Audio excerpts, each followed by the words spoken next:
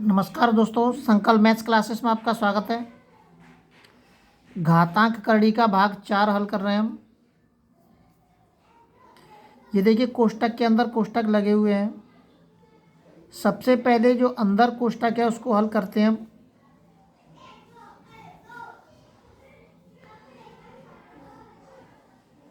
x की power के -3/5, ये जो 5 लिखा हुआ है ये 1/5 के रूप में आ जाएगा। रूट को हम क्या लिख सकते हैं, 1/2 लिख सकते हैं। क्यू लिखा हुआ है तो 1/3 और 5 लिखा हुआ है तो 1/5। तो ये 5 लिखा हुआ तो 1/, के रूप में आ गया। ये वाली घात ऑलरेडी पहले से है, इसमें हमने कोई छेड़ाछाड़ी नहीं करी है। -5/3 5, इसका इसमें गुणा कर दीजिए। x की पावर के -3 और 5 25। अब मैं जैसे इस कोष्टक को उठाऊंगा तो ये वाली जो घात है इसके गुणा में आ जाएगी, ये इसके गुणा में आ गई। अब केवल घात ऊपर बच रही है हमारी 5। माइनस से माइनस प्लस हो गया, 3 से 3 कट गया, 5 25, 5 बार कट गया।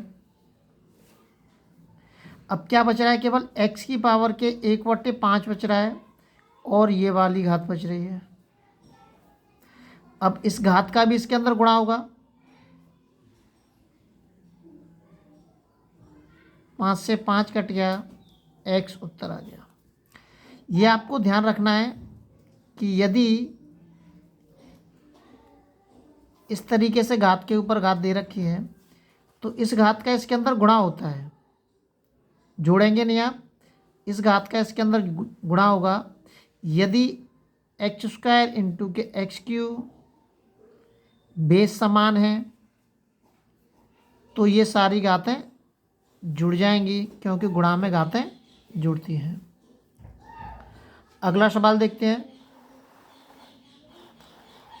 अगला सवाल दे रखा है पॉइंट के 1 इंटू के पॉइंट के 0.1 इंटू के पॉइंट के 0.01 इंटू के 10⁻⁷।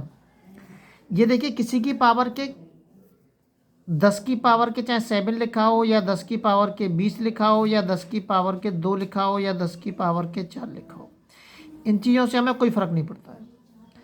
10 की पावर के 7 लिखा हुआ है तो इसका मतलब हमें 1 के सामने 7 जीरो होनी चाहिए। गुणा कर दो, एक ही आएगा, या मत करिए, कोई फ़र्क नहीं पड़ रहा है इससे। 1 2 3 4 5 6, 6 अंक के बाद पॉइंट है तो 1 2 3 4 5 6, ये लग गया। अब ये 10 की पावर के 7 दे रखा है, इसके मतलब क्या जीरो चाहिए हमें, 7 जीरो चाहिए। 1 2 3 4 5 6 7। अब आप इसका इसके अंदर गुणा करेंगे, 1 2 3 4 5 6 7।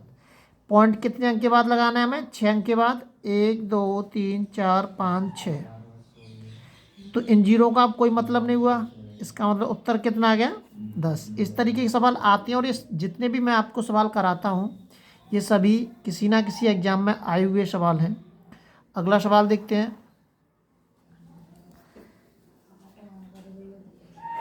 आठ की पावर के x प्लस के 1 इजिकल टू के, इसको क्या लिख सकते हैं, 8 की पावर के 2 या 8 का होल स्क्वायर।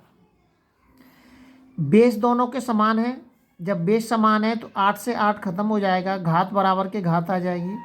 x प्लस के 1 बराबर के 2, इसको उधर लेके जाऊंगा मैं तो 1 आ जाएगा x का मान। अब वो कह रहा है कि 3 की पावर के, अब ये कह रहा है कि 3 की पावर के 2x प्लस के 1 का मान ज्ञात कीजिए।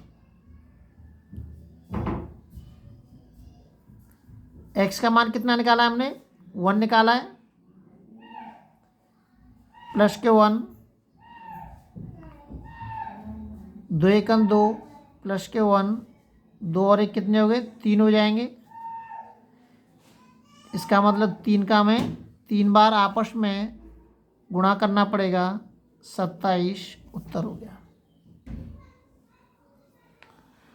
अगला सवाल देखते हैं।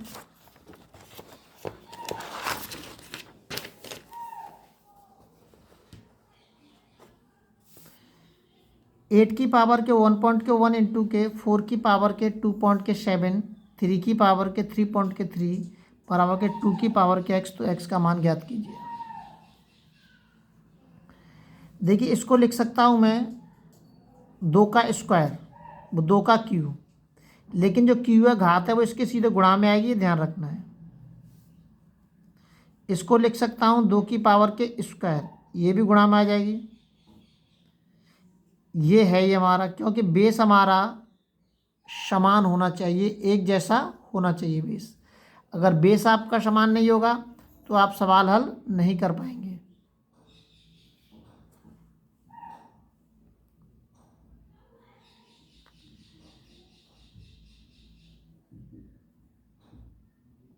थ्री पॉइंट थ्री, 5.4, इसका गुणा करता जा रहा हूँ मैं, और 2 की पावर के 3.3 इक्वल टू के 2 की पावर x। इनको जोड़ दीजिए, 4 और 3 7 और 3 10 की 0, हाँसुर लाइए 1, 5 और 3 8, 8 और 3 11 और 1 12। तो ये आ जाएगा 2 की पावर के 12 बराबर के 2 की पावर के x। बेस दोनों के समान है तो 2 से 2 हमारा खत्म हो जाएगा, x बराबर कितना आ जाएगा 12। अगला सवाल देखते हैं। ये कह रहा है रूट के 2, रूट में 3 और 3 की पावर रूट में 5। इसमें सबसे बड़ी संख्या आपको बतानी है। मैं इनको ऐसे भी लिख सकता हूँ, 3 की पावर के वो 2 है, 2 की पावर के 1/3, और इसको लिख सकता हूँ 3 की पावर के 1/2, और इसको लिख सकता हूँ 5 की पावर के 1/3। मैं इनको ऐसे लिख सकता हूँ।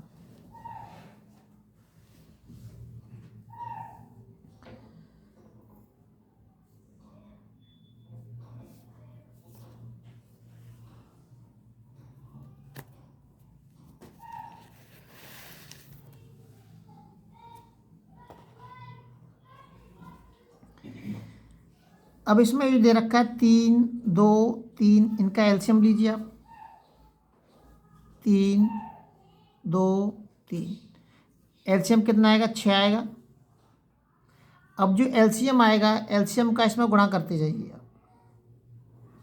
2 की पावर के 1/3 इंटू के 6, 3 की पावर के 1/2 इंटू के 6,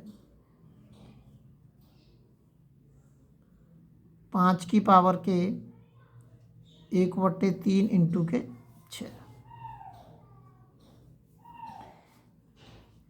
3 दूनी 6, 2 का स्क्वायर, 2 तिया 6, 3 का घन हो गया है, 3 दूनी 6, ये हो गया 5 का स्क्वायर।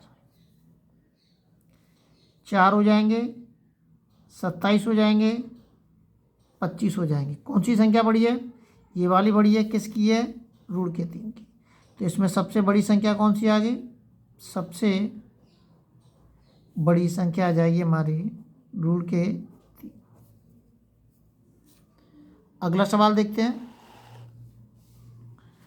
अगला सवाल ही बिल्कुल ऐसे ही है, ऐसे ही हम कर सकते हैं। 2 को लिख सकते हैं 2 की पावर के 1/2, 4 को लिख सकते हैं 4 की पावर के 1/3, और 6 को लिख सकते हैं 1/4।